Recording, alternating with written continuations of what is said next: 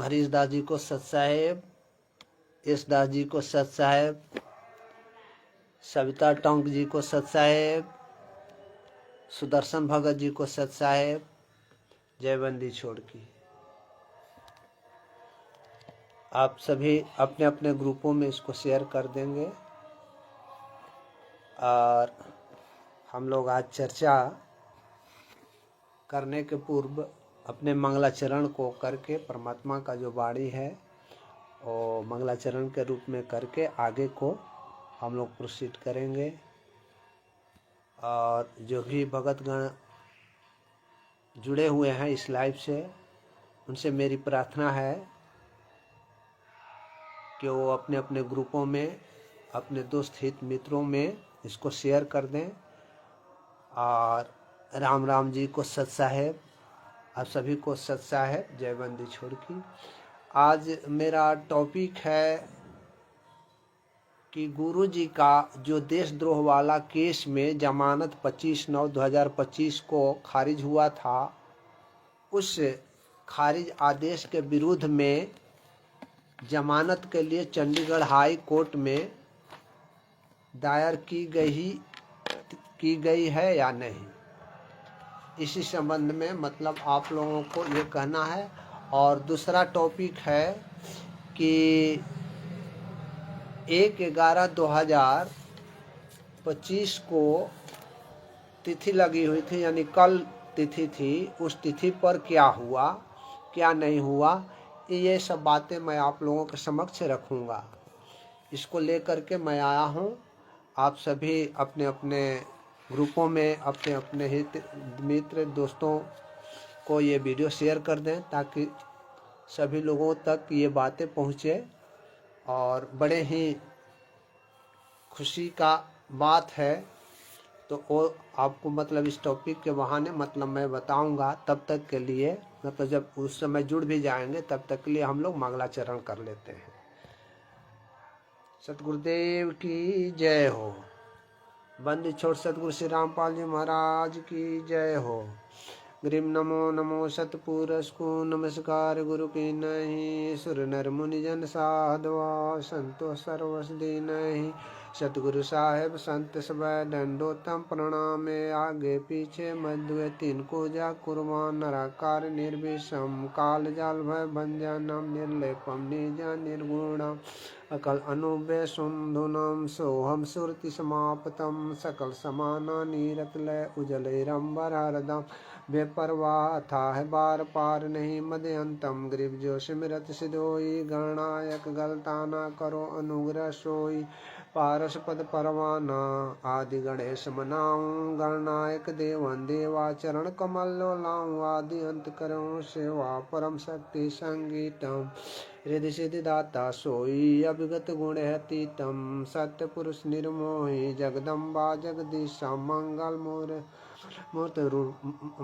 मूर्त रूप मुरारी, तन मन अर्पु शेषम, भक्ति मुक्ति भंडारी, सुर नर मुनि जन धावे, ब्रह्मा विष्णु महेशा, शेष सहस मुख गावे, पूजय आदि गणेशा, इंद्र कुबेर सरीखा, वरुण धर्म राय धावे, सुमरथ जीवन जी का, मन इच्छा फल पावे, 33 कोटि अधारा धावे, 688 उतरे भव जल पारा, कटी है यम की फांसी, 33 कोटि अधारा धावे, 688 उतरे भव जल पारा, कटी है यम की फांसी। सत साहेब, जयबंदी छोड़ की। सौदागर लाल जी को सत साहेब, कुमार सचिन दास जी को सत साहेब,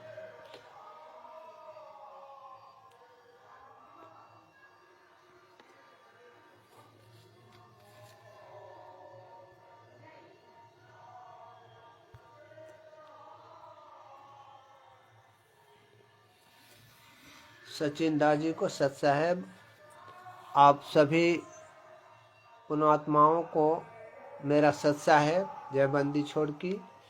तो मैं आज अपना टॉपिक आपको पहले बता चुका हूँ कि मेरा टॉपिक आज का है कि संत रामपाल जी महाराज का जमानत के लिए आवेदन चंडीगढ़ हाई कोर्ट में दायर है या नहीं है, दायर हुआ तो कब हुआ और किनके द्वारा की गई है, उसमें कौन सी तिथि पड़ी हुई है, ये सारी बातें आप लोगों के समक्ष रखूँगा।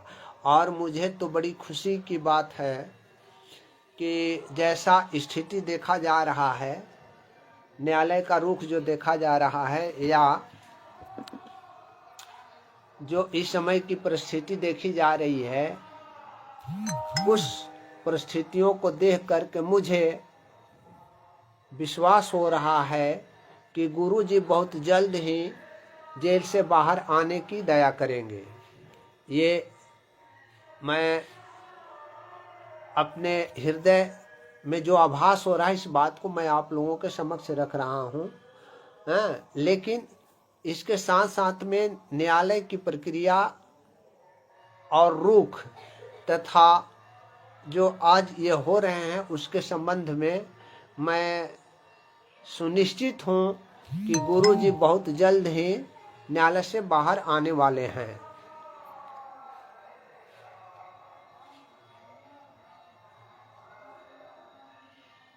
अजय सवरिया जी को सत साहेब, रमेश मेहता जी को सत साहेब, नरेंद्र कुमार जी को सत साहेब, आप सभी लोगों को सत साहेब। और जो भी ये सौदागर लाल जी को सत साहेब, जो भी मतलब भगतगण जो हमारे इस वीडियो के साथ जुड़े हुए हैं, जिनको मैंने सत साहेब नहीं बोला हो उनको भी मेरा सत साहेब पहुँचे। तो इस प्रकार से मैं आप सभी को ये बातें रखूँगा। और रखने के बाद मैं आपको बता दूं कि 2 टॉपिक है मेरा आज का। आज का पहला टॉपिक है कि संत रामपाल जी महाराज का देशद्रोह में जमानत के लिए चंडीगढ़ हाई कोर्ट में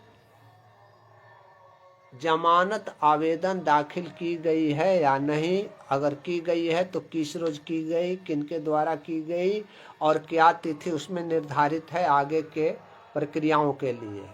तो ये सब मतलब मैं आपको बता दूं, आप लोग लिखना है तो लिख भी लीजिएगा कि ये 13/10/2025 को अधिवक्ता चंडीगढ़ हाई कोर्ट का अधिवक्ता चंडीगढ़ हाई कोर्ट में अर्जुन शिवरन जी ने दाखिल किया है। और उसका नंबर है, मैं नंबर आपको बता देता हूँ।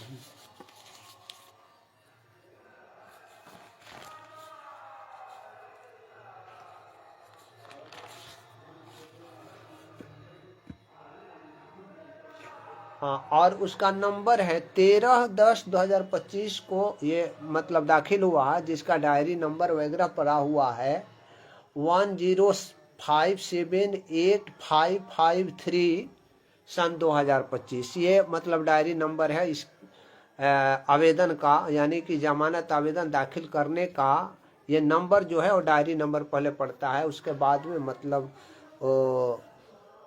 बेल पटिशन नंबर वगैरह आदि पढ़ेंगे। तो मैं ये आपको बता दे रहा हूँ कि इसका नंबर है 10578553 सन 2025 में ये दाखिल हुई है 13/10/2025 को, जो चंडीगढ़ हाई कोर्ट में सिंगल बेंच में है। और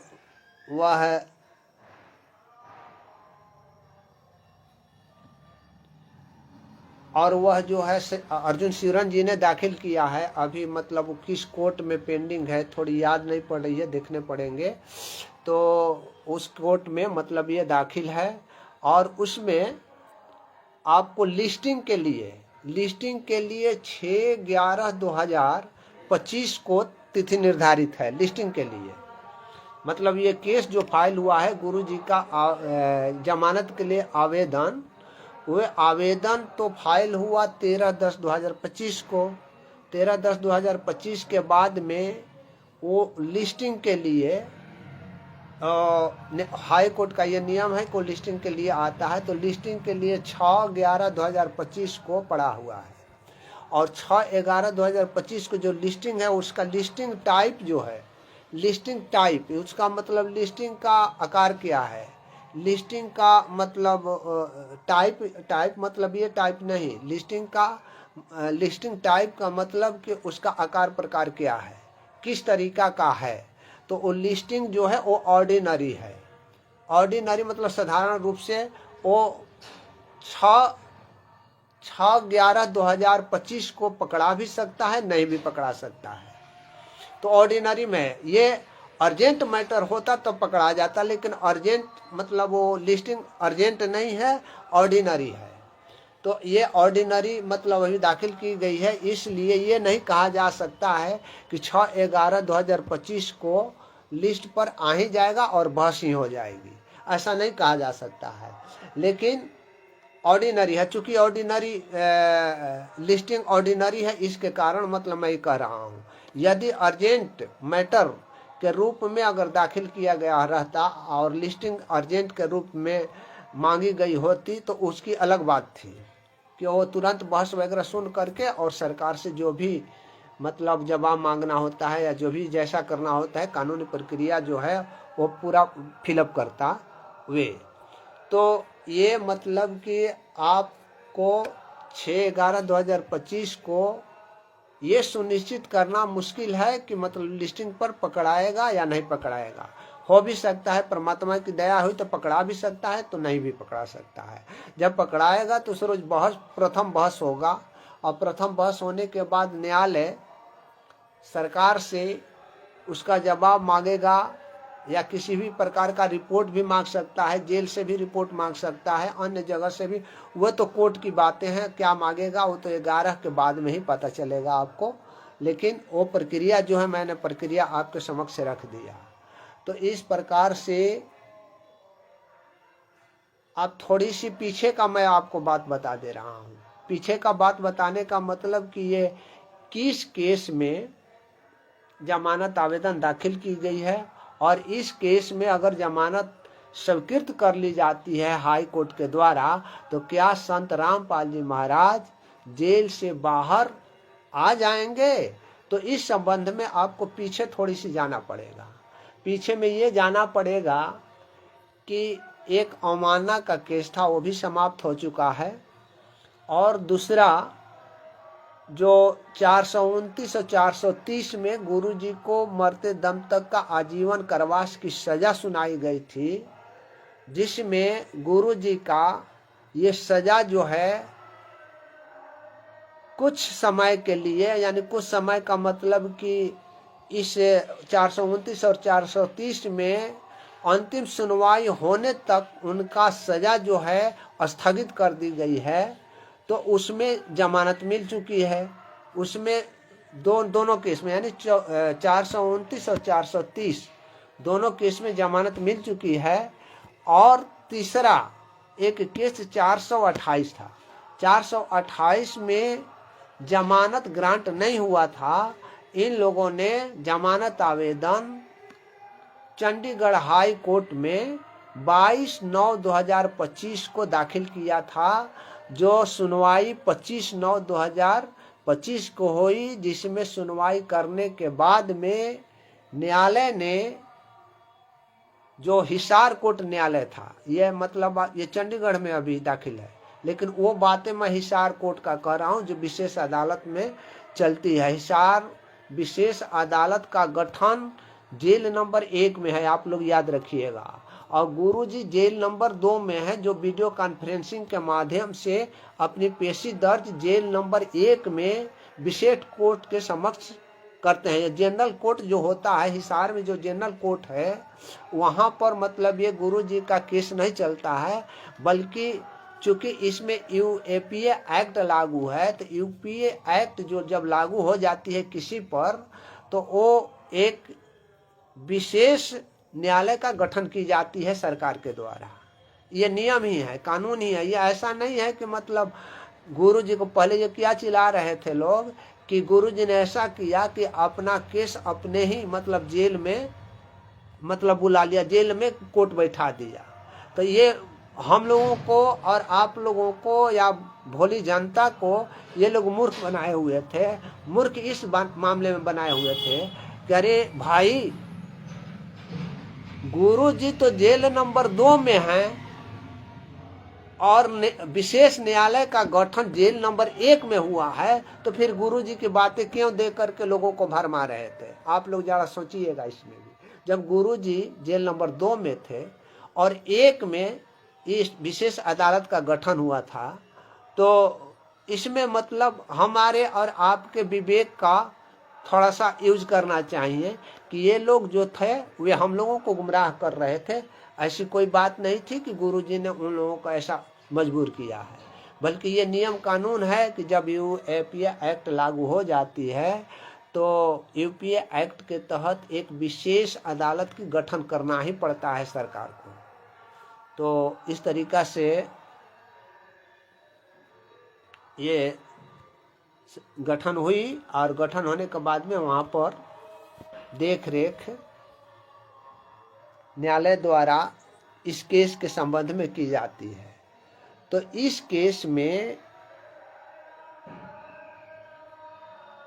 इस केस में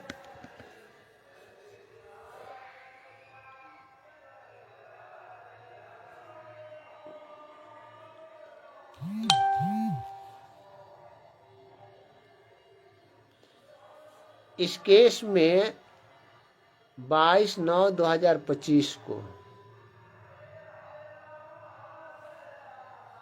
जमानत आवेदन दाखिल हुई थी, जो 25/9/2025 को हिसार विशेष न्यायालय जिसमें न्यायमूर्ति जो हैं उनका नाम है डॉक्टर परमिंदर कौर, ने गुरु जी का आवेदन जो जमानत आवेदन था वह 25/9/2025 को खारिज कर दी थी, रिजेक्ट कर दी थी, अस्वीकृत कर दी थी। अब उनके अस्वीकृत करने का कारण क्या था, उन्होंने किस बिंदु पर अस्वीकृत किया है, इसको हमें आप तक सुनाना समझाना मतलब समीचीन हम समझते हैं। तो थोड़ी सी मैं आपको उस ऑर्डर का जो हिसार कोर्ट के न्यायमूर्ति डॉक्टर परमिंदर कौर द्वारा जो आदेश दी गई है और गुरु जी का जमानत आवेदन खारिज हुआ था, उसका ऑर्डर जो है, उस ऑर्डर का मुख्य बिंदु आपको हिंदी में मैं यहाँ बता देता हूँ कि किस लिए खारिज हुई थी और क्या नहीं। थोड़ी सी यहाँ हम आपको देते हैं, अपनी भी सहायता इसको हिंदी में लिख चुके हैं और इसी हिंदी को आपको मतलब ये देते हैं।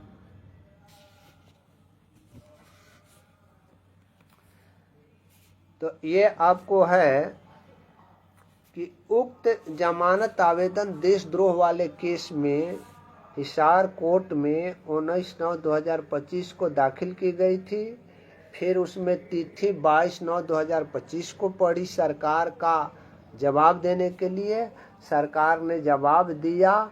फिर उसके बाद में 25/9/2025 को फाइनल बहस हुई और बहस होने के बाद में न्यायालय ने दोनों पक्षों का, यानी कि गुरु जी के पक्ष का और जो भी अधिवक्ता थे उनका, उन्होंने न्यायालय ने सुनवाई किया और सुनवाई करने के बाद उन्होंने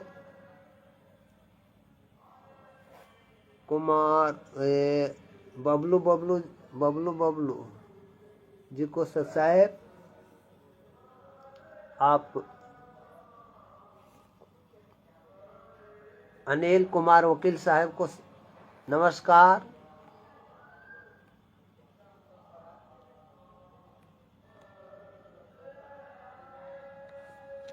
ये क्या नीचे लिख रहे हैं, दिखाई नहीं दे रहा है डॉक्टर।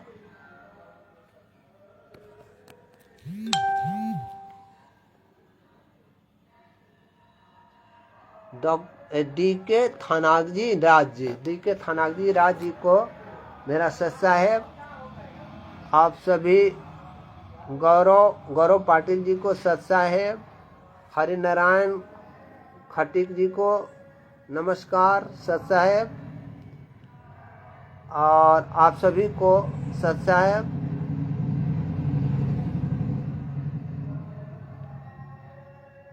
कुमार, सचिन, देव, पिंटू जी को सत साहेब, आप सभी लोगों को सत साहेब।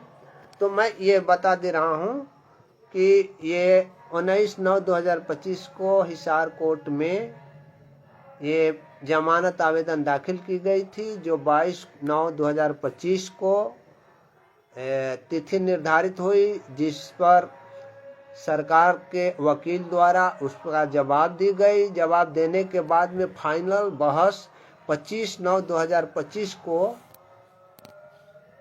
की गई।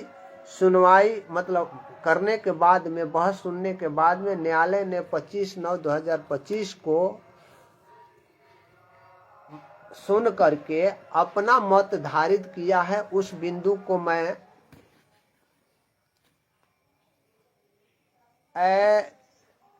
चंदन, चंदन, ए चंदन, तनी दीपक लावा जा तो थोड़ा वो इमरजेंसी।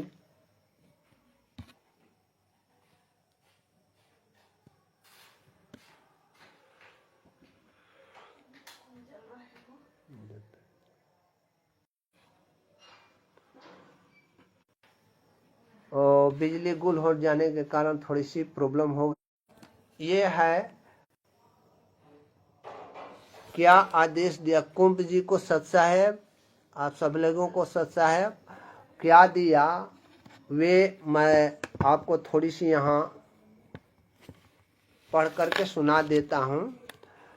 तो वो 25/9 को बहस सुनने के बाद में हिसार विशेष न्यायालय ने यह धारित किया कि पेट्रोल से भरी बोतलों को विस्फोटक अधिनियम के तहत अपराध माना जाएगा, क्योंकि इसमें विनाशकारी क्षमता होती है।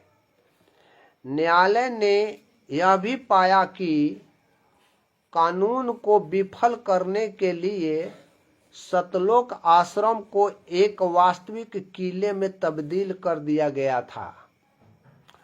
इस तरह का आचरण कानून की जड़ पर प्रहार करना होता है और अदालतों के अधिकारों को स्पष्ट चुनौती देना होता है, और ऐसे अपराध राज्य की संप्रभुता और सुरक्षा के खिलाफ है।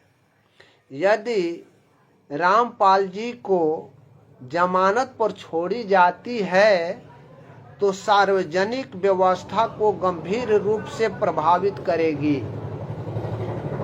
और न्यायिक प्रक्रिया को बाधित करेगी, क्योंकि देखा गया है कि संत रामपाल जी जेल के 4 दीवारी के भीतर ही सीमित रहते हैं, तो उनके अनुयायी की बड़ी भीड़ परिसर के बाहर एकत्रित हो जाती है।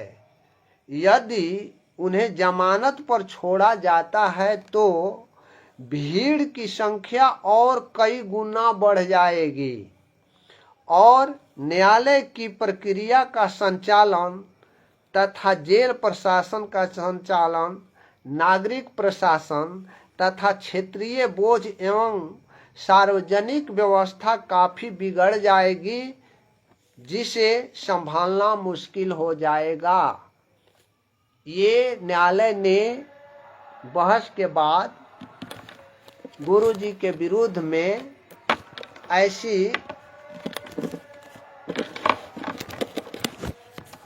ऐसी आदेश पारित किया, और इस आदेश के आलोक में आप पढ़ करके मैंने जो बताया उससे आपको सुनकर निश्चित रूप से जानकारी हो गई होगी कि ये सारा क्रियाक्रम कुकृत्य जो किए हुए हैं वह संत रामपाल जी महाराज का नहीं है, बल्कि भक्तों ने ही ऐसा कार्य किया है जो गुरु जी को मतलब इस तरीका का सहन करना पड़ रहा है। अनोपाराम दादा जी को सत साहेब।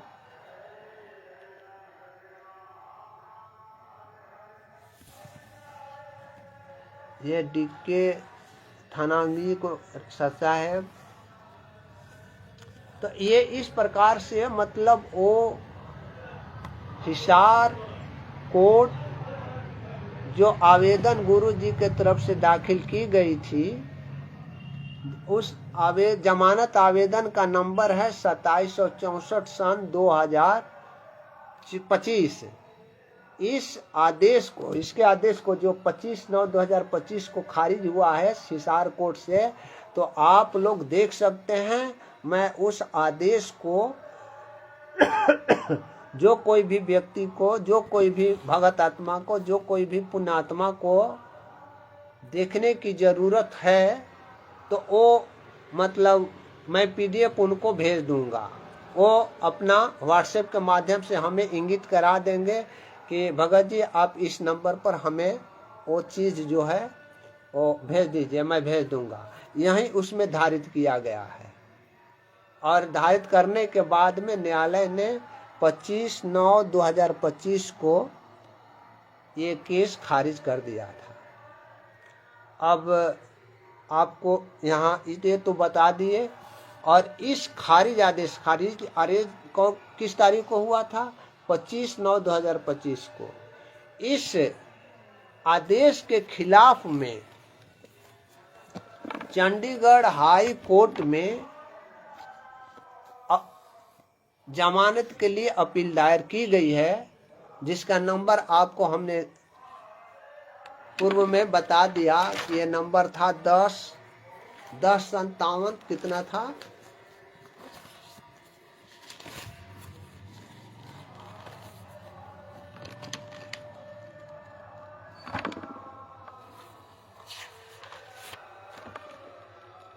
1057-85-53 डायरी नंबर है। और इसी नंबर से ये जमानत आवेदन दाखिल हुआ है वहाँ। और उसकी सुनवाई के लिए, लिस्टिंग के लिए 6/11/2025 को निर्धारित की गई है। और निर्धारित करने के उपरांत जो मतलब 6/11 हुई है, वो लिस्टिंग टाइप जो है उसका ऑर्डिनरी है। उस रोज परमात्मा की दया हुई तो लिस्टिंग पर आ सकता है और नहीं भी आ सकता है। इसके लिए हमें इंतज़ार कुछ करने पड़ेंगे, लेकिन परमात्मा दया करेंगे कि बाहर अतिशीघ्र आएंगे। और कवया मतलब कवया भगत जी को सत्साहेब, आप जितने भी भगत समाज हैं वो सबको मेरा सत्साहेब। और अब मैं आपको ये दूसरे टॉपिक पर बातें करूंगा कि जो देशद्रोह में दिनांक 1/11/2025 को जो तिथि थी, उस तिथि में यानी कल, आज तो 2 है, कल जो थी पंचाली विष्णु आहिरवाला जी को सत्साहेब, वीरेंद्र महतो जी को सत्साहेब, आप सभी को सत्साहेब आप सभी को सत्साहेब, जयबंदी छोड़ की। और ये मैं उस बारे में बताऊंगा आपको कि 1/11/2025 को यानी कल वाले डेट में जो बरवाला में तिथि थी, उसमें क्या क्या हुए, क्या क्या नहीं हुए। तो उसमें आपको बता दूं, शॉर्ट में बता दूं कि आप लोग तो जान रहे हैं कि देशद्रोह वाले केस में हिसार विशेष अदालत जो जेल नंबर 1 में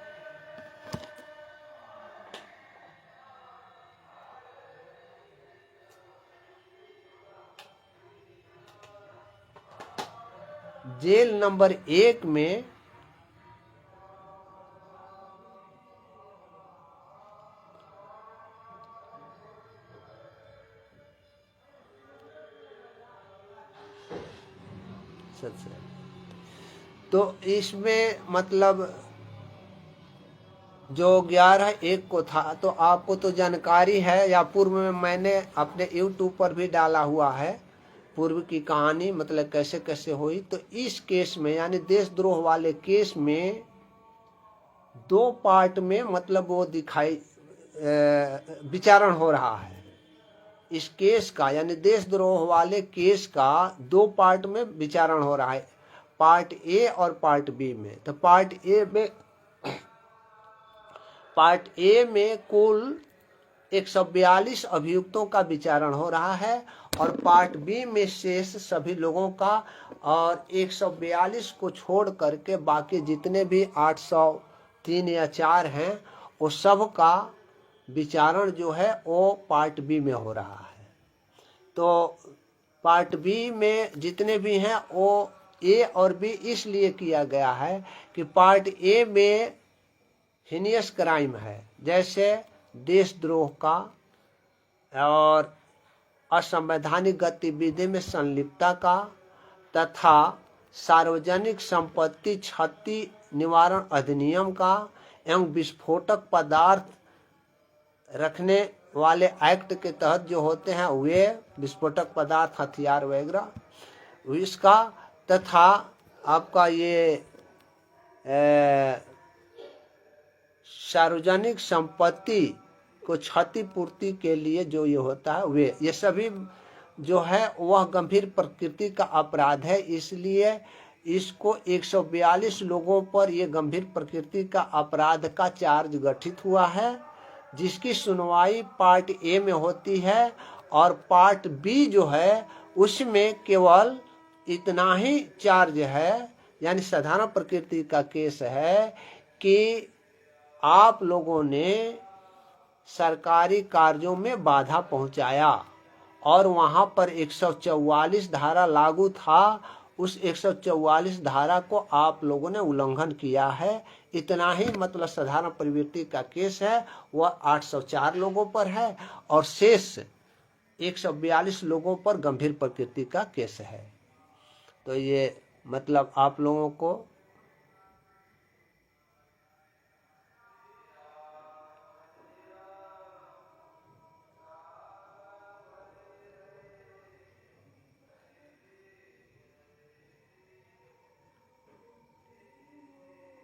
ये कहाँ का गलत है, मैंने कब कहा कि वो गलत बात है? अनोपाराम धांधल जी, हमने तो कभी ऐसा कहा नहीं। हम तो मतलब गुरु जी के केसों का मतलब ये कर रहे हैं। वो मैं ये कहे के लिए कहूँ कि मोटर पाइप वगैरह जो भी दे रहे हैं वो सेवा में दे रहे हैं, दे, कोई दिक्कत नहीं है, मैं उसका विरोध कहाँ कर रहा हूँ। मैं तो ये गुरु जी के केसों का मतलब विचारण चल रहा है उसके संबंध में चर्चा कर रहा हूँ, उसमें कोई दिक्कत नहीं है। ये मतलब क्या है, अब किसी के लिए आप पाइप दें, आप मोटर दें, या जहाँ बाढ़ हो वहाँ पर गुरु जी ने तो ऐसा बताया भी है कि जहाँ बाढ़ ग्रस्त क्षेत्र है वहाँ पर खाने दाने वगैरह के लिए चाहे जिस प्रकार से जो भी सेवा करना है वो करो। तो वो करते हैं तो मुझसे क्या आपत्ति है, मैं उससे आपत्ति क्या करूँगा, वो तो सही चीज़ है। बाढ़ से ग्रसित लोगों को सेवा करना कहाँ गलत होगा।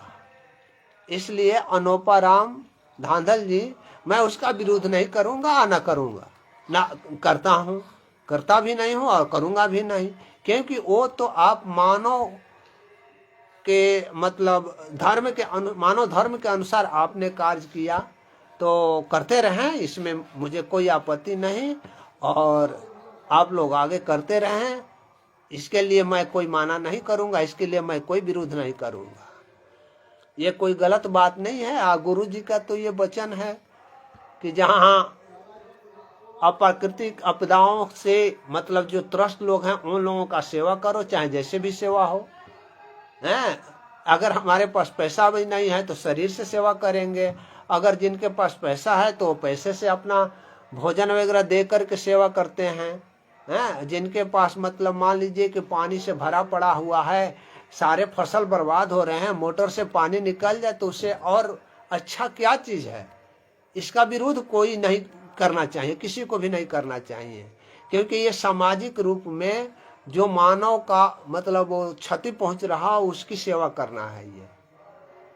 तो भगत जी, मैं इसके संबंध में मेरा कोई भी मतलब विरोध नहीं है और ना मैं विरोध करूंगा, और ये आप लोग करते हैं तो इसमें क्या है।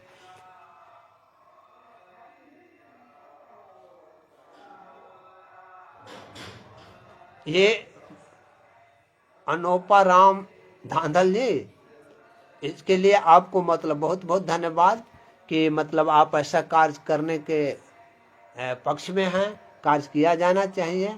अगर मतलब मेरे बातों से आपको कोई अच्छा या बुरा लगा हो तो अपने कमेंट में ज़रूर दीजिएगा।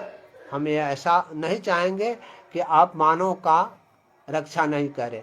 मैं जितना मुझे जानकारी है, हम तो गुरु जी के केसों के बारे में केवल वर्णन करता हूँ और दूसरा कुछ नहीं करता हूँ।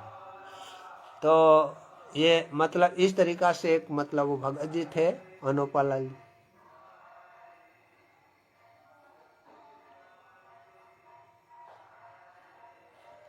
किसी का खेल हो भगत जी, इसके बारे में मैं ये नहीं कहूँगा गुरु जी का आदेश हो या ना हो, लेकिन वो तो समाज में या मानव के लिए वो अपना कार्य कर रहे हैं, तो इसमें क्या हर्ज है।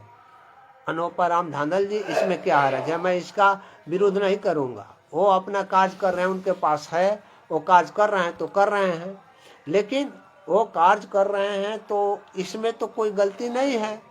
इसमें गलती ये बात नहीं है कि वो तो कार्य कर रहे हैं, लेकिन स्वयं वे कर रहे हैं और गुरु जी को नाम लेकर के कर रहे हैं कि गुरु जी ने ऐसा किया, गुरु जी ने ऐसा पाइप वहाँ पहुँचाया, तो गुरु जी के तो पक्ष में हुआ। गुरु जी को तो बेइज्जत नहीं कर रहे हैं इस बिंदु पर लेकर के। बाकी हम बाकी बिंदु की बातें छोड़ दीजिए, मैं इस बिंदु पर कह रहा हूँ। जो मानव के सहयोग में कोई कार्य कर रहा है वो कैसे गलत होगा। ये तो समाज की बात है। ये तो मतलब वहाँ पर जो बाढ़ से ग्रसित थे लोगों की बात है।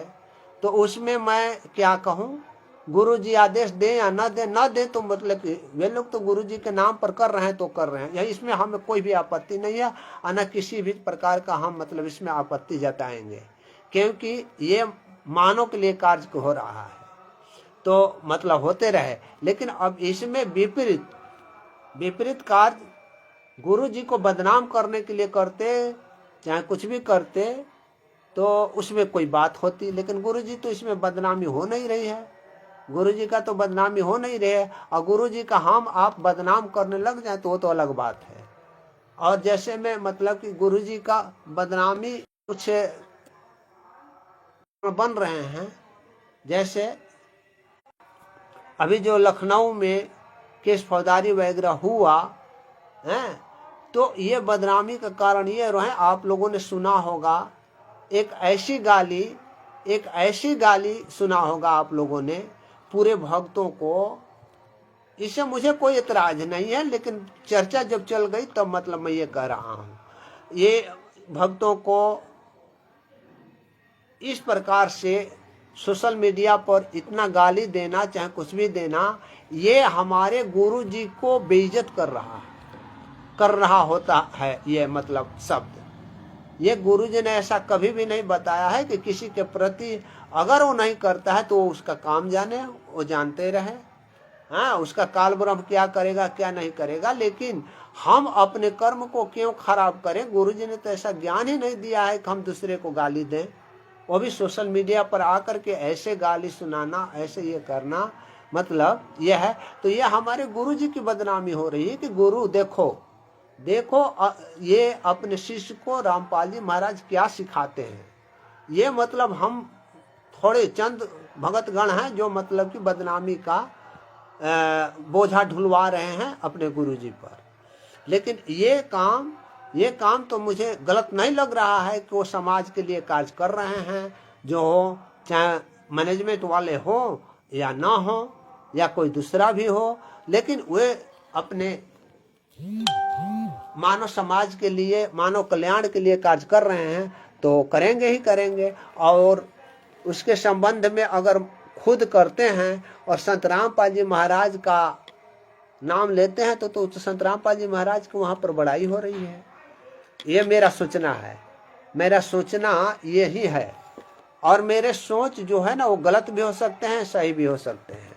मैं अपने को संतुष्ट या पूर्ण नहीं मानता हूँ, मैं अपना विचार व्यक्त करता हूँ। इस विचार से कोई सहमत हो भी सकता है, कोई असहमत भी हो सकता है। तो लेकिन मैंने अपना विचार रखा है, किसी को मतलब मैं दबाव देने की या किसी भी प्रकार के कार्य करने के लिए मैं प्रेस नहीं कर रहा हूं, बल्कि अपने विचार को व्यक्त कर रहा हूं। विजेंद्र प्रसाद जी को सत साहेब।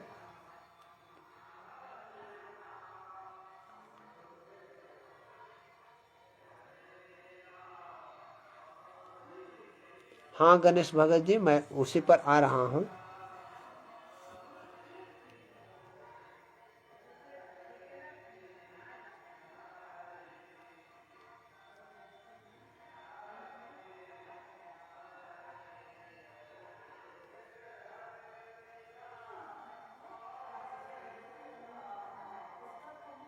आप अनूपलाल धावल जी चाहते क्या हैं?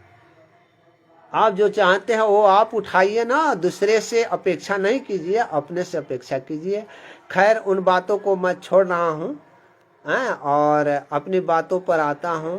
और हमारे ये बाढ़ग्रस्त लोगों को सहायता अच्छी बात है, लेकिन 24 खाप द्वारा संत रामपाल जी महाराज का सम्मान न होकर उनके छोटे भाई महेंद्र जी का सम्मान हुआ है, क्योंकि महेंद्र जी ने छत से फर्जी दस्तावेज बनवाकर, ये ठीक कह रहे हैं। तो वो दूसरी बात हो गई।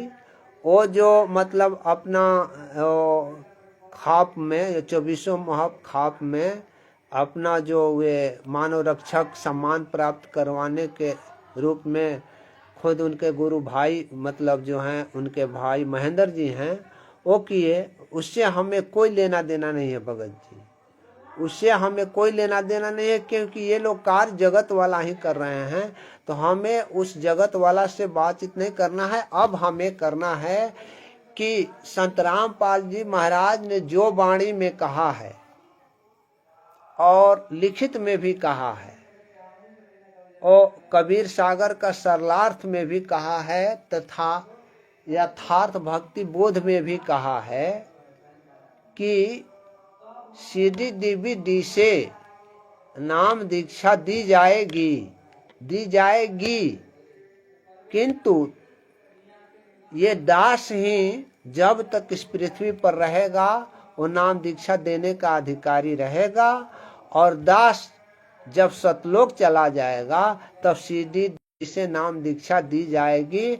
और नाम दीक्षा देने वालों के लिए व्यवस्था की जाएगी। कौन नाम दीक्षा देगा इसकी व्यवस्था की जाएगी। इसलिए हमें और आप सभी को इस बिंदु पर ध्यान देने होंगे कि गुरु जी नाम दीक्षा देने के लिए किसको प्राधिकृत करते हैं, ये हमें इस पर फोकस करने पड़ेंगे। वो परमात्मा आ रहे हैं, बहुत नजदीक ही आ रहे हैं, और ये सारी जो मतलब उनका काम छूट गया है वो अतिशीघ्र होने वाला है, और वो होगा ही होगा। उनके वाणी को, संत के वाणी को कोई पलट नहीं सकता है, भले ही थोड़ी देर होती है, और ये होगा ही होगा। वो व्यवस्था करके ही जाएंगे, और जो वास्तविक अधिकारी होगा उसी को वो प्राधिकृत करेंगे, और वह प्राधिकृत जब कर देंगे तो सारी पुण्य आत्माएं उन्हीं से नाम दीक्षा लेगी, तब जाकर के सतलोक गमन के लिए रास्ता मिलेंगे। अन्यथा हम इसी तरह से यहाँ पर चुपचाप बैठ जाएंगे और 84 लाख जोनियों का उपभोग करते रहेंगे। तो ये बात है।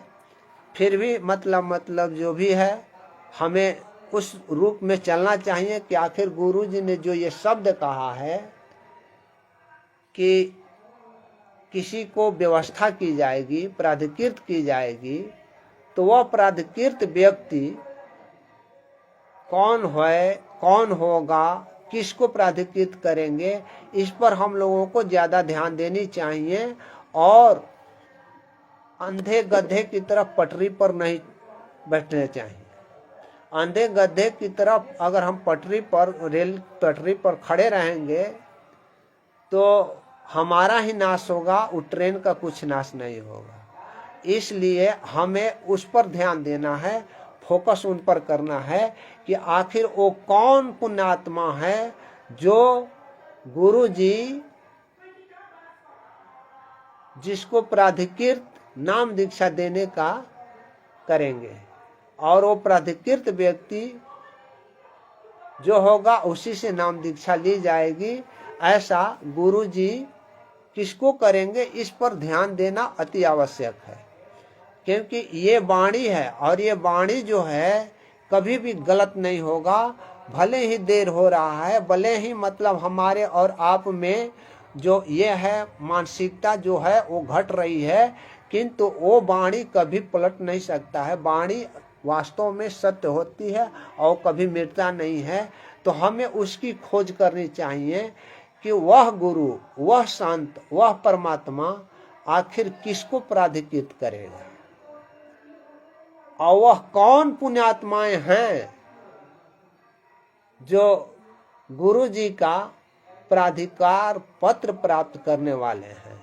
तो इस पर हमें खोज करनी चाहिए, हमें मतलब इस पर जागरूक होनी चाहिए कि जब गुरु जी ये शब्द कह दिए हुए हैं तो हमें गुरु जी से चाहे जैसे भी हो, जिस प्रकार से भी हो, गुरु जी आ जाते हैं तो उनसे भी चरण कमलों में मतलब अपने शीश को रख करके और प्रार्थना कर सकेंगे कि हे प्रभु, हे परमात्मा, वह बताएं कि वह आपके नहीं रहने के बाद में जिसकी व्यवस्था आपने करने के लिए पूर्व में सत्संगों में बात रख दी है, वे शब्द अक्षरशः सत्य हो। वे कौन व्यक्ति है, किस प्रकार से व्यक्ति है और कब से वह प्राधिकृत होगा, ये प्रार्थना हम अपने गुरु के चरणों में अपना शीश दे करके और प्रार्थना करना चाहिए।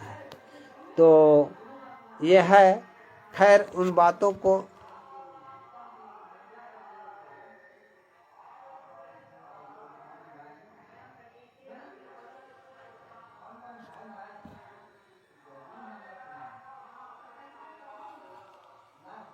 हाँ, मैं तो वहीं पर करूँगा, वहीं बात करूँगा भगत जी, लेकिन थोड़ी सी जो सामने आती है बात वो कह देना पड़ता है। तो इस तरीका से हमें उस पर भी ध्यान देना चाहिए, और क्योंकि गुरु का कोई भी वाणी गड़बड़ नहीं होता है। गुरु का वाणी जो है एक न एक दिन वो सत्य ही होती है, और सत्य को आने तक के लिए हमें आपको विश्वास करने पड़ेंगे।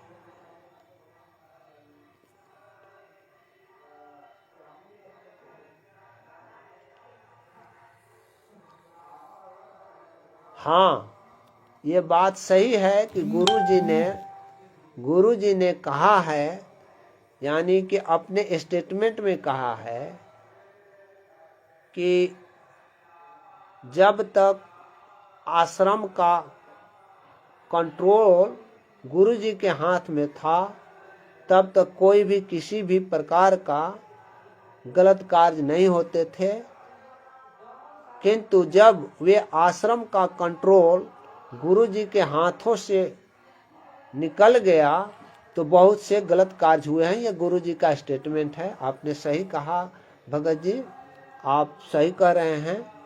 तो ये मतलब अब बातें मैं अपना उस बिंदु पर आता हूँ कि 1/11/2025 को न्यायालय में क्या क्या हुई। तो हमने आपको बताया कि ये 2 पार्ट में मतलब सुनवाई हो रही थी, पार्ट ए और पार्ट बी। पार्ट ए में आपको मैंने बताया कि 142 लोगों का गंभीर अपराध के लिए विचारण चल रहा है, और पार्ट बी में साधारण प्रकृति के अपराध के लिए विचारण चल रहा है। तो उन लोगों की संख्या भी मैंने बताया कि 142 पार्ट ए में हैं और पार्ट बी में 804 हैं। और इसमें से आप 3 लोगों को ध्यान दीजिएगा। अभी इन लोगों का किस पार्ट में सुनवाई होगा, गंभीर अपराध की प्रकृति का केस इन लोगों पर चलेगा या नहीं चलेगा, इसके लिए अभी पेंडिंग है। वह 3 लोग हैं, उसमें से एक ये गुरु जी का छोटी बेटी जो मंजू है, मंजू का पति संजय खान है, खानपुर वाला संजय के विरुद्ध, तथा एक जसवीर हैं उनके विरुद्ध एवं नीलम के विरुद्ध, ये 3 लोगों के विरुद्ध गंभीर अपराध का केस का विचारण होगा या साधारण प्रकृति के अपराध का विचारण होगा। इस बिंदु पर न्यायालय ने सरकार से अपना मत मांगा था, किंतु अभी तक से मत प्राप्त नहीं हुआ है। मत प्राप्त होने के बाद में वो जैसा आवेगा रिपोर्ट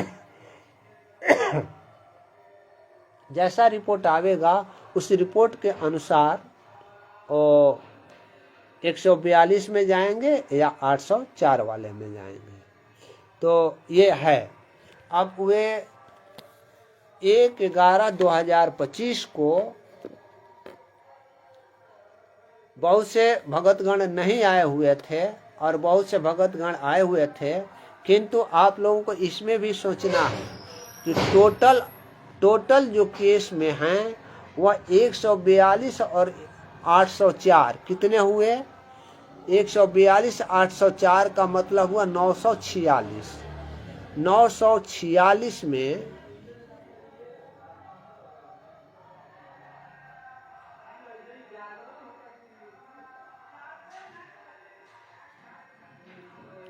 ये टोटल जो हैं 946 में बहुत से लोग की मृत्यु भी हो गई है और इसमें 3-4 लोग जो हैं, 4 लोग जो हैं वो माइनर घोषित हो गए हैं और अभी करीब 12 या 15 जो हैं वह अब स्काउंडर घोषित हुए हैं। और मतलब अब स्काउंडर घोषित होने का मतलब हो गया कि भगौड़ा हैं जो कोर्ट के समक्ष नहीं आते हैं। तो ये सब मिला करके मतलब अभी वे लोग अपीयर नहीं हो रहे हैं, किंतु इस केस में कुल 463 गवाह हैं जो अभी तक 126 गवाहों की गवाही अभिलिखित की जा चुकी है और शेष उसमें से एक मोटी तौर पर मृत्यु, बहुत से गवाहों की मृत्यु हो गई है और बहुत से ऐसे गवाह हैं जो अननेसेसरी हैं, जो मतलब मटेरियल गवाह नहीं हैं, अनावश्यक गवाह हैं। उस अनावश्यक गवाह को सरकारी वकील जो पीपी होते हैं, पीपी द्वारा उन्हें गिव अप कर दिया गया है, छोड़ दिया गया है। तो इस तरीका से आप उनकी संख्या लगभग 50-60 मान सकते हैं। 50-60 के लगभग होंगे मृत्यु और अनावश्यक गवाह के बारे में 50-60। और टोटल इसमें 483 गवाह हैं। 483 गवाह में अभी तक 126 गवाह की गवाही हो गई है और 50 जो है उसमें मृत्यु तथा अनावश्यक गवाह हैं। इनको अगर घटा देते हैं तो टोटल आज के तिथि में 280 से 85 गवाह का गवाही होना अभी शेष है। और इस केस में 285-86 गवाहों की गवाही के लिए कितने समय गुजरेंगे आप लोग अच्छी तरह से अपना कैलकुलेट कर सकते हैं कि जब 11 वर्षों में 126 गवाहों का ही केवल गवाही हो सका है, तो फिर 463 में 126 और 50 घटा देते हैं तो शेष 280 गवाहों की गवाही होने में कितने समय लगेंगे, जबकि 2 गवाही गुजरने के बीच में जो स्थिति तिथि की होती है लगभग 2 माह का अंतर पड़ जाता है। 2 माह में केवल 2 या 3 गवाही होती है। तो फिर आप जरा सोचिए कि इस रेशियो में हमारे सतगुरुदेव जी का ये केस जो है, देशद्रोह वाला जो केस है जो हिसार विशेष अदालत में चल रहा है, उसको डिस्पोजल होने में कितने बरिस लगेंगे। इसीलिए न्यायालय का यहाँ रुख अब यह आ गया है कि जैसे चंडीगढ़ हाई कोर्ट में अपील फाइल था 429 एवं 430 के संबंध में कि जिसमें सजा हुई थी, उसमें कोर्ट ने ये धारित किया है कि इस केस में, यानी 429 हो चाहे 430 हो, इस केस में जिसमें दोनों में मिलाकर के 6 लोगों की मृत्यु हुई थी, जिसमें 5 महिला थे और 1 बच्चा था, उसमें गुरुजी को सजा हुई थी। उस सजा के विरुद्ध में जमानत आवेदन दाखिल की गई थी, तो कोर्ट ने, यानी हाई कोर्ट ने उस पर यह धारित किया कि अभी फिलहाल 429 और 430 का फाइनल सुनवाई का कोई आसार नजर नहीं आता है और इनकी कस्टडी लंबे समय से है। इनकी उम्र 75 वर्ष की है। इस स्थिति में जब अपील फाइल है, तो इस स्थिति में किसी अभियुक्त को अवरुद्ध किए रहना न्याय के विपरीत है, क्योंकि उनकी उम्र भी हो गई है और किसी भी प्रकार का, किसी भी तरीका का उनका आचरण इतने दिनों तक में कोई भी गड़बड़ नहीं रहा, उचित ढंग से रहा, उन्होंने अपनी सजा बिताई। तो इस स्थिति में उन्हें जेल में रखना न्याय हित में उचित नहीं है। इसलिए 429 और 430 में ये जमानत मिली थी। अब वे तो आप समझ गए, इतने दिनों से जेल में हैं। इस केस में, जो देशद्रोह का केस में है, इस केस में ये लगभग 10 वर्षों से ऊपर, 10 वर्ष से ऊपर कहिए, 10 वर्षों से ऊपर हो चुके हैं गुरुजी को जेल में रहते हुए। किंतु हिसार विशेष कोर्ट जो है वह लोअर कोर्ट है, वह अधीनस्थ कोर्ट है। वे लोग नहीं चाहता है कि हाई कोर्ट की छुरी या चाकू जजों के गर्दन पर चले, ये कभी नहीं चाहता है। इसलिए ये लोग क्या करता है कि अपने सिर का बोझ उठा करके फेंक देता है कि जाओ भाई हाई कोर्ट से अपनी जमानत के लिए कार्य करो। तो वही हुआ है इसमें, चूंकि उसमें वर्णन है कि ये इतने वर्षों से जेल में हैं, किंतु इनकी जेल में रहने का कारण ये है, इनके अनुयायी यहाँ आकर के ऐसे ऐसे कर देते हैं और ये इतना भीड़ लगा देते हैं कि यदि इनको जमानत दे दी जाती है तो फिर दोबारा न्यायालय तक इनको लाने में भारी जन की हानि हो सकती है। तो इस बात को लेकर हिमांशु भगत जी को सत साहेब, दिनेश शर्मा जी को सत साहेब, सुदर्शन भगत जी को सत साहेब,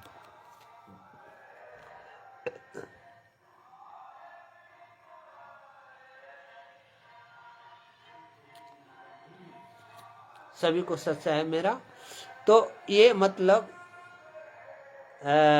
है कि वे अपना मतलब अपने सिर का बोझ उठा करके उनको दे दिया, क्योंकि ये तो न्याय के साथ साथ अपना नौकरी के लिए भी आते हैं, नौकरी भी देखते हैं, न्याय भी देखते हैं और अपने सिर का बोझ उठा करके हाई कोर्ट को दे देते हैं, क्योंकि इन लोगों का अब डर भय नहीं रह जाता है उनके कलम के लिए। इसलिए इन्होंने वर्णन करते हुए, सारी बातों को वर्णन करते हुए कि इतने दिनों से जेल में हैं और ये इनका आचरण मतलब जेल के अंदर तो सही रहा, किंतु इनका जो बरवाला घटना में आचरण देखा गया है, उस आचरण को देख करके, इनके अनुयायियों को जो आचरण होता है उसको देख करके इनको जमानत पर छोड़ना न्यायालय, जो निम्न न्यायालय है, वो उसको उचित नहीं लगा और उन्होंने जमानत आवेदन 25/9/2025 को खारिज कर दिया, जिसके विपरीत में चंडीगढ़ हाई कोर्ट में दाखिल है।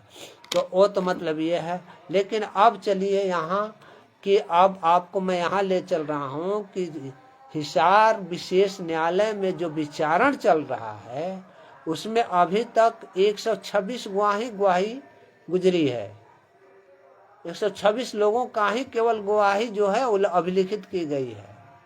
शेष 50 को उसमें से निकाल दीजिए। कुछ मृत्यु हो गई, कुछ अनावश्यक मटेरियल गवाह नहीं थे, उनको गिव अप कर दी गई है। वो 50 से अधिक नहीं है, 50 से कम ही होंगे, लेकिन मैं अधिक रेंज में रख रहा हूँ। फिर भी इन लोगों को अब 463 में ये सब घटा देने के बाद में 280 से 87 गवाहों की गवाही होना अभी शेष रह गया है, जिनकी गवाही कराने में काफी लंबे समय लग सकता है। इस लंबे समय को देख करके न्यायालय निश्चित रूप से हमारी मतलब हृदय कहती है, मैं ये नहीं कह रहा हूं कि मैं ये कर दूंगा, वो तो परमात्मा जाने वो जानते हैं, लेकिन मैं अपने हृदय की बात बता रहा हूं कि इस बिंदु को लेकर के न्यायालय जरूर और जरूर यानी कि निश्चित रूप से गुरु जी को बाहर आने के लिए रास्ता साफ करेगा हाई कोर्ट। अगर हाई कोर्ट नहीं करेगा तो निश्चित है कि हाई कोर्ट रिजेक्शन होने के बाद वो यदि सुप्रीम कोर्ट जाते हैं तो सुप्रीम कोर्ट में अलाउ होगा ही होगा। ऐसी स्थिति है कि आपके यहाँ अपील फाइल है, जब सुनवाई नहीं कर रहे हो तो किसी सजायाफ्ता को बंदी नहीं बनाया जा सकता है। जब अपील दायर कर दिया तो अपील दायर इसलिए क्यों की जाती है? अगर मान लीजिए कि इस मुकदमे में केवल 10 वर्ष का ही सजा हुआ होता और 10 वर्ष जैसे संत रामपाल जी महाराज काट ले, उसी तरह से कोई अभियुक्त काट लेता है 10 वर्ष और फिर उसको 12वां और 15वां वर्ष में वही कोर्ट रिहाई कर देता है, तो उनका जो जितना सजा था वो तो काट चुके हैं, उसका क्या होगा, उसके बारे में क्या होगा? इसलिए इस व्यू पर कोर्ट जरूर इस पर विचार करेगा कि इनकी उम्र, हमारे गुरुदेव की उम्र 75 वर्ष की है और सीनियर सिटीजन का समय भी होता है वह 60 ही होता है, 15 वर्ष और पार कर गए हैं। इस स्थिति में इस जेल में रखना क्या उचित है? उचित तो है नहीं, किंतु हाँ वो कोई नियम भी बनावेगा। नियम ये बनावेगा कि जैसे आप लोगों ने 429 FIR में आदेश पढ़ा होगा या जाना होगा कि कंडीशनल जमानत गुरुजी को दे दिया गया है कि आप बाहर जाकर के भीड़ का हिस्सा नहीं बनोगे, कोई धार्मिक कार्य नहीं करोगे, सामाजिक कार्य नहीं करोगे, तो इस तरीका से जो कंडीशनल जमानत गुरुजी को मिली है, इसके लिए अब हमें और आपको ये सोचना है, क्योंकि इनको तो बाज की तरह, बाज जो पंछी बाज होता है, बाज की तरह अपने पंजे में लोग जकड़े लिए हुए हैं। वो चाहेंगे कि इस चिड़िया को, यानी मतलब गुरुजी नामक चिड़िया यहाँ बोल रहे हैं, इस चिड़िया को बाज छोड़ना चाहेगा नहीं, और वो बाज के पंजे में मतलब कोई चिड़िया फंसी रहती है तो वे जो कुछ भी बाज, जैसे भी बाज चाहता है वो शांत रूप से रहता है वहीं। तो हमें आपको ये मतलब दायित्व तो बन जाता है कि हम, चूंकि उनको किसी भी प्रकार का भीड़ भड़का नहीं लगाना है, भीड़ का हिस्सा नहीं बनना है, धार्मिक अनुष्ठान नहीं करने हैं, तो वो तो अब आवेंगे भी तो नाम दीक्षा कैसे देंगे या न देंगे, इसके लिए ये लोग हाईजैक मत कर ले। इसलिए आप हम ही सभी को जागरूक बनने पड़ेंगे। आप हम सबको इसके लिए मतलब क्या बोलते हैं, ये कोशिश करने पड़ेंगे कि आखिर संत रामपाल जी महाराज आ करके किसको आदेश और निस्वार्थ भाव से, यानी किसी के दबाव में नहीं, किसको आदेश देते हैं, उस अधिकारी व्यक्ति जो है वह कौन है और कैसे मतलब उससे गुरु जी से प्राधिकार पत्र प्राप्त की जाएगी, या किसको प्राधिकार बनाते हैं या किसको अपना वारिस बनाते हैं, वो उस बिंदु पर हमें आपको आगे बढ़ना पड़ेगा। अन्यथा वो बाज के पंजों में तो हैं ही, तो बाज को पंजों से निकालने के लिए हमें बाज पर धक्का मारने पड़ेंगे, चिड़िया को खींचने नहीं पड़ेंगे। चिड़िया को खींचेंगे तो वो बाज के पंजों से वह सारे मांस जो भी मतलब जितना भी पकड़े हैं मांस के साथ निकल जाएगा। किंतु जब हम बाज पर यानी जिसका पंजे में पकड़े हुई पंछी को बचाना चाहते हैं, तो उस बाज को यदि हम धक्का मारते हैं, बाज को यदि हम कष्ट पहुंचाते हैं, तो बाज अपने कष्ट से अपने पंजे को ढील करेगा। अब जब ढील करेगा तब पंछी जो है उसके फंसे हुए पंजे से निकलेगी। तो ये आपको और हमें समझना चाहिए कि हमें क्या करना है, कैसे करना है और क्या करना चाहिए। ये बातें छगनलाल सेजू जी को सत साहेब और चंद्रभान बांद्रे जी को सत साहेब,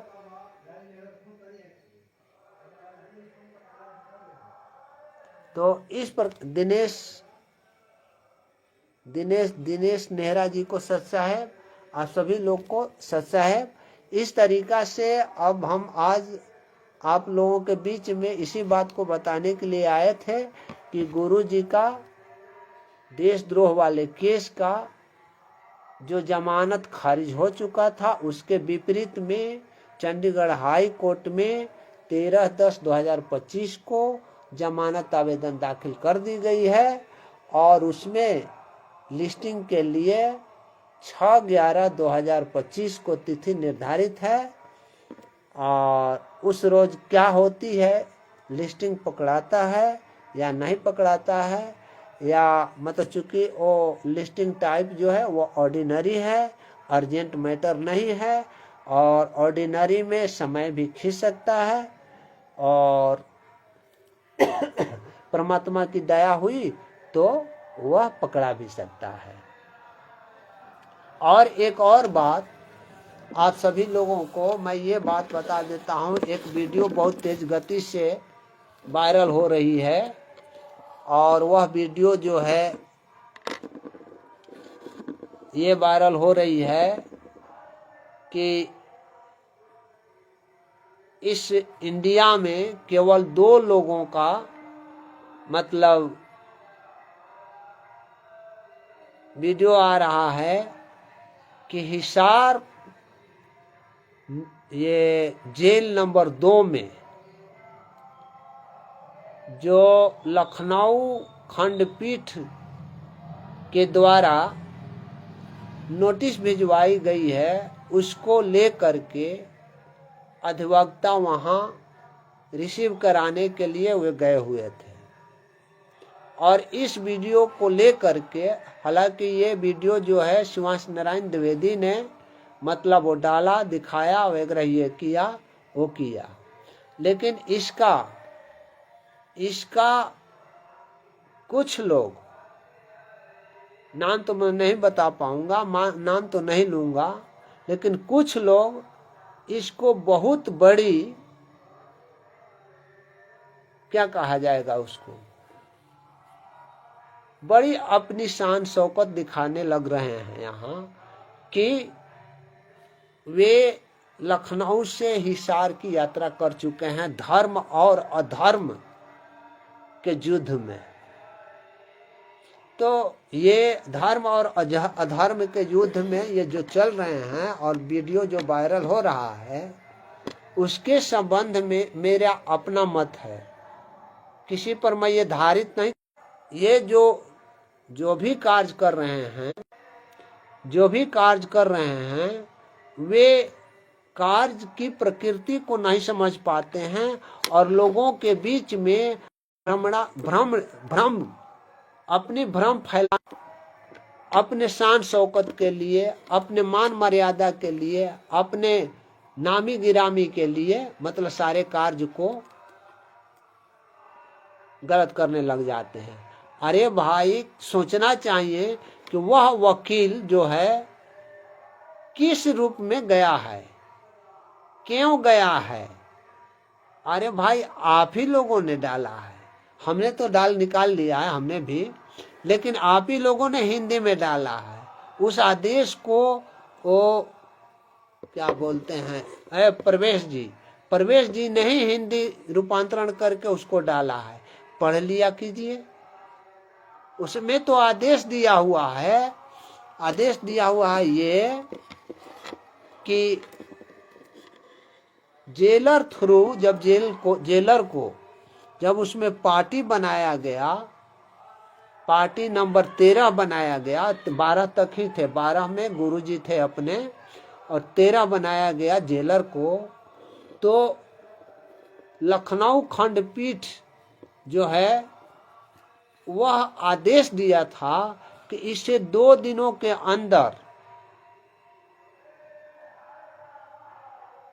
हिसार जेल में जेलर के थ्रू संत रामपाल जी महाराज को नोटिस सर्व कराई जाए।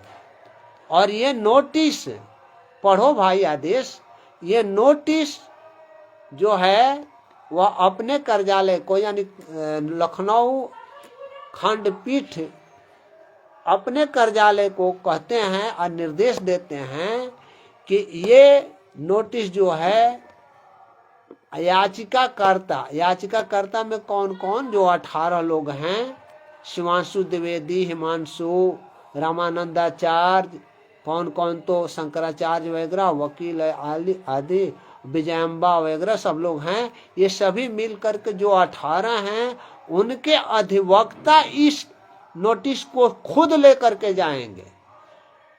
तो उनको तो मजबूरी थी, वो कोर्ट ने आदेश दिया था कि तुमको जाना है, तो उस आदमी को तो जाना ही पड़ेगा। अब जरा सोच लो, वो हाई कोर्ट वाले जो वकील हैं लेकर के आए हुए थे नोटिस रिसीव कराने के लिए, तो उस वकील को तो कोर्ट ने डाकिया बना दिया था और उसी पर उफान मार रहे हो।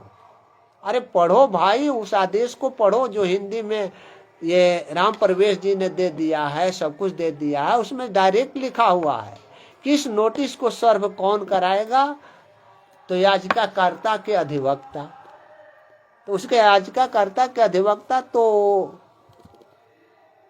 क्या बोलते हैं, रंजना अग्निहोत्री सीनियर में थी, जूनियर में ये लोग था, तो सीनियर अधिवक्ता तो आवेगा नहीं रिसीव कराने के लिए। रंजना अग्निहोत्री जो थी वो सीनियर थी और उनके जूनियर में ये सब लोग हैं, पुष्कर अन्य कौन कौन तो हैं, 3-4 हैं। तो 3-4 जब वहां पर हैं, तो इस नोटिस को सर्व कौन कराएगा? उनका जूनियर जो होंगे वही कराएंगे। और कोर्ट ने तो इनको फंसा दिया था कि तुम जाकर के सर्व कराओगे। अरे चपरासी लेकर के जाते हैं नोटिस वगैरह, तो इनको तो मतलब वो कोर्ट ने तो अपने आदेश से वकील को एक चपरासी का काम दे दिया और उसी पर उफान मारे जा रहे हैं। ये परमात्मा का मार्ग है। अंधे गधे की तरह पटरी पर खड़े रहोगे ना तो उबर नहीं पाओगे। ये लोग ये कार्य कर रहे हैं। तो यह हमें आपको समझना पड़ेगा कि क्या कोर्ट कह रहा है, क्या कोर्ट मतलब कोर्ट का व्यू क्या हो रहा है, और हम यहाँ वीडियो बना करके जो डाल रहे हैं वो क्या कह रहे हैं। इस सब पर बातों को ध्यान में रखनी होगी। और किसी को 4 लाइन गाली दे देने से बहुत बड़ा शान शौकत मान मर्यादा नहीं बढ़ जाती है। इसके लिए जो गुरुजी बताए हैं, क्या बताए हैं? गुरुजी ने यही बताया है कि जब आम का पेड़ फल देने लग जाता है तो झुकने लग जाता है, और जितना ही फल देगा उतना ही वो झुकेगा। और ये लोग क्या कर रहे हैं, फल की बातें छोड़ ना दीजिए, थोड़ी सी मोजर आने लग जाता है तो टोटल ऊपर चले जाते हैं, मोजर पर ही मरने लग जाते हैं, मारने लग जाते हैं। इतने शान शौकत में मतलब ये लोग रहते हैं। तो ये सब बातों को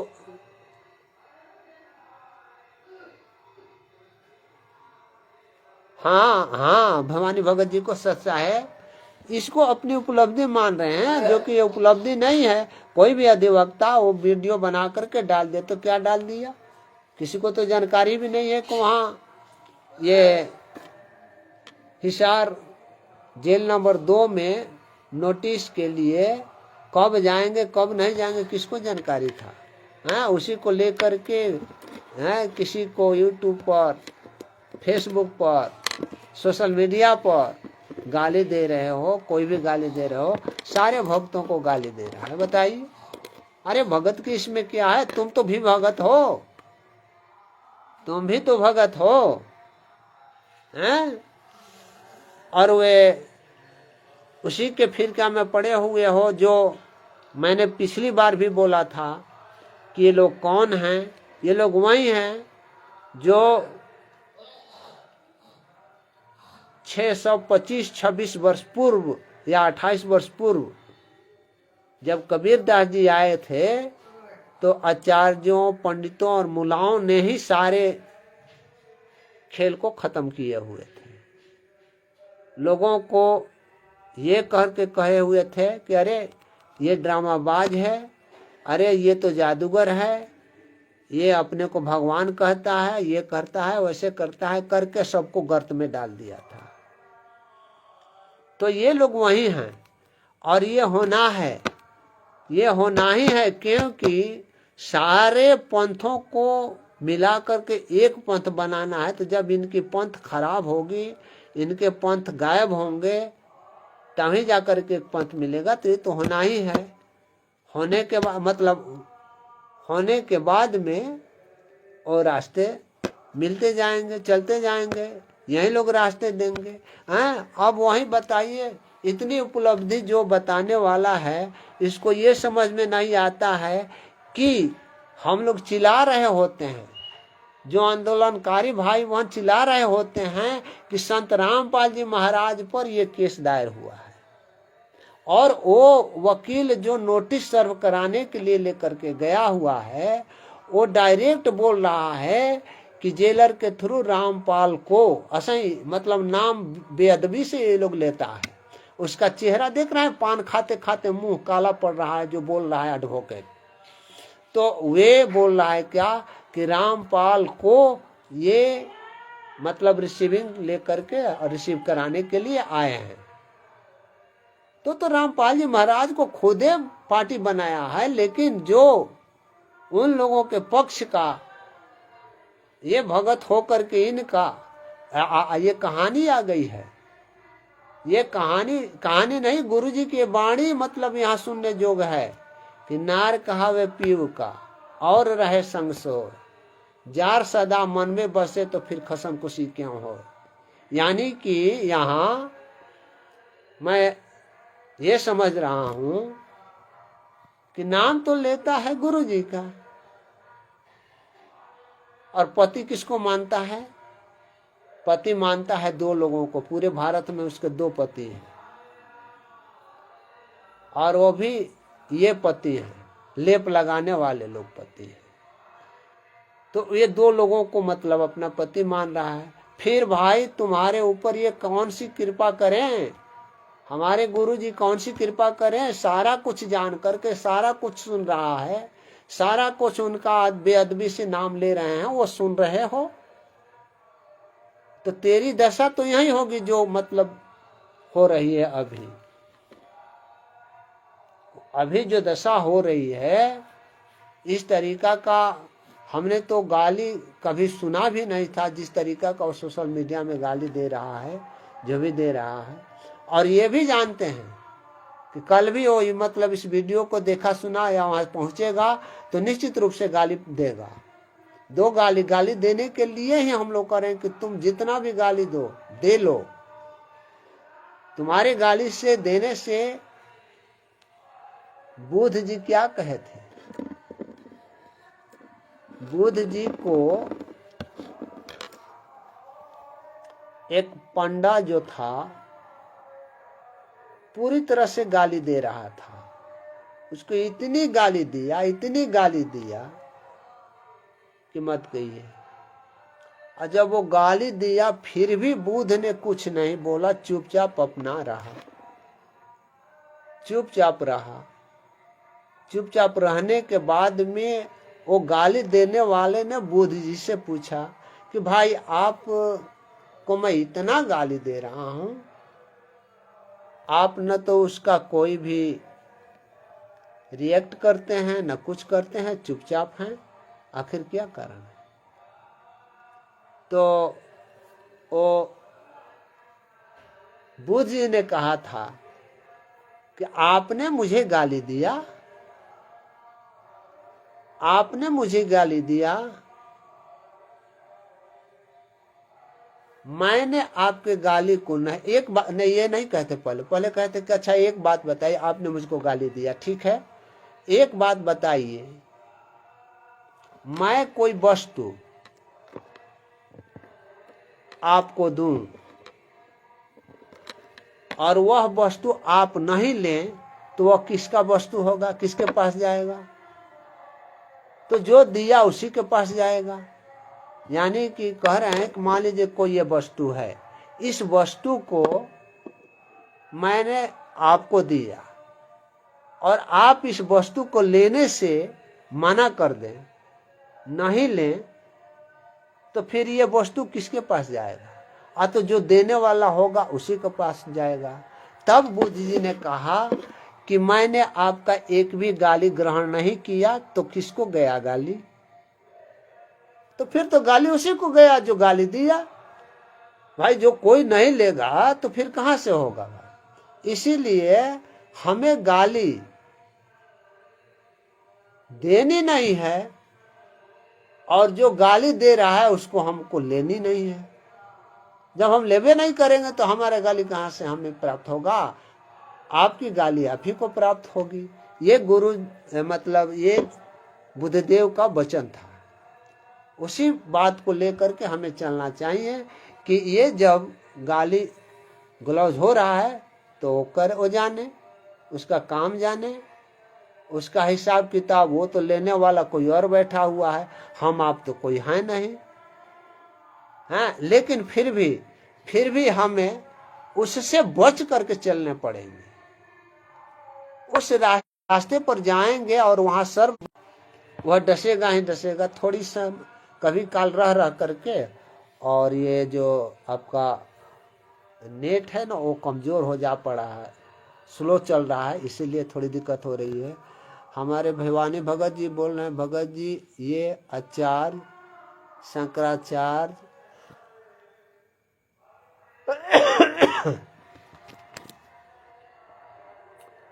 अपनी मान बढ़ाई के भूखे होते हैं और ये लोग गुरु जी के नाम की अदब से नहीं होता। हाँ भगत जी आप सही कह रहे हैं, ये बेअदबी से मतलब गुरु जी का नाम जो है ना वो लेते हैं, और तो हमें उनसे मतलब नहीं है, उनसे हमारे गुरुदेव के वो भगत हैं ही नहीं, हमारे गुरुदेव के तो दुश्मन है। तो दुश्मन तो गुरु के विरुद्ध में कार्य करेगा ही करेगा, बोलेगा ही बोलेगा। लेकिन हमें तो कष्ट इससे हो रहा है कि जो हमारे गुरु जी के भगत हैं, जो हमारे गुरु जी के शिष्य कहते हैं, वहीं उन लोगों का सपोर्ट करके और गुरु जी के शिष्य को गाली देते हैं। गुरु जी के मतलब इस काज को, हाँ दूसरे लोग को गाली देते हो, गाली क्यों देते हो? गाली देने से कोई समझता नहीं है, गाली देने से और वो रूखर बनता है। और उसी को जैसे बुद्ध ने समझाया था उसको अरे भाई तुम्हारे गाली दिए, जितना भी गाली दिए हमने उसको लिया नहीं तो हमारे ऊपर तो रहा नहीं। तो उसको गाली देने से समझाइएगा। किसी को हाथ पैर काट करके उसको समझाइएगा कि मतलब ये कार्य करो, कि नहीं उसको मतलब हाथ पैर नहीं, परमात्मा ने तो बताया है कि आपके अंदर ज्ञान हो गया और आप अपने गुरु के वचनों पर चल रहे हैं, गुरु के वाणी को लेकर के चल रहे हैं, तो गुरु के उस वाणी के अनुसार आप में वो क्षमता होनी चाहिए जो गलत रास्ते पर हो वो आपकी बात को समझ करके और उस गलत रास्ते से मुड़ जाए। ये न कि जो गलत रास्ता पर जा रहा है और उसको गाली दिए जा रहे हो, तो गलत रास्ते पर जा रहा है तो गाली तुम्हारा सुन करके और गलत कार्य करेगा। एक तो गलत रास्ते पर जा रहा था, दूसरा गलत कार्य में आ करके और अनेकों कार्य गलत कार्य में मतलब फंस जाता है। इसलिए हमें उन बातों को मतलब ध्यान नहीं दे करके अपने गुरु के बताए ज्ञान आधार पर, गुरु के बताए वचनों पर, गुरु के बताए रास्ते पर हमें चलना है, न कि हमें या किसी और के कहने पर ये कार्य करने हैं। लेकिन दो चार भगत हैं जो ये उसमें तो हाँ